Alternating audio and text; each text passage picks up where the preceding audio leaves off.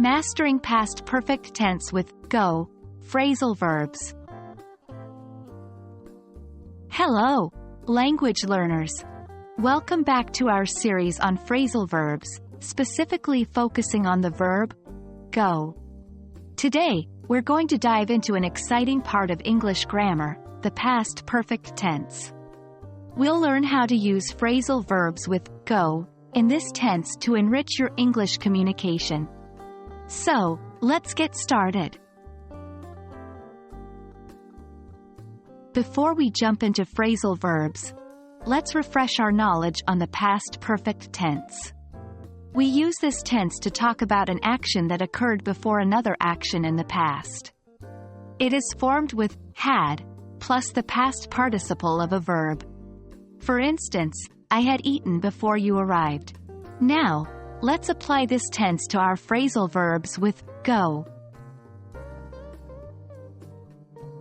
Here are some common phrasal verbs with go, along with examples in the past perfect tense. Go on, to continue. By the time I arrived, the lecture had already gone on for an hour. Go off, to explode or sound an alarm. The alarm had gone off before I could switch it off. Go over, to review. They had gone over the plan multiple times before executing it. Go through, to experience. She had gone through a lot before she finally found success.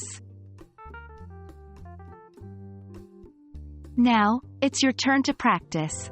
Fill in the blanks with the correct form of go phrasal verbs in past perfect tense. 1. By the time I got there, the party ____ go off. 2. He ____ go through all his emails before he left for vacation. 3. I ____ go over all the details before I presented the project. Pause the video here, complete the exercise, and when you're ready, play to check your answers. Here are the answers to our practice exercises. 1. By the time I got there, the party had gone off. 2. He had gone through all his emails before he left for vacation. 3. I had gone over all the details before I presented the project. How did you do? Remember, practice is key to mastering any new grammar concept. And that's a wrap on using phrasal verbs with go in the past perfect tense.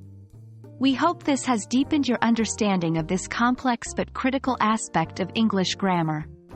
Keep practicing and remember to apply what you've learned in your everyday English conversations. Until next time, happy learning!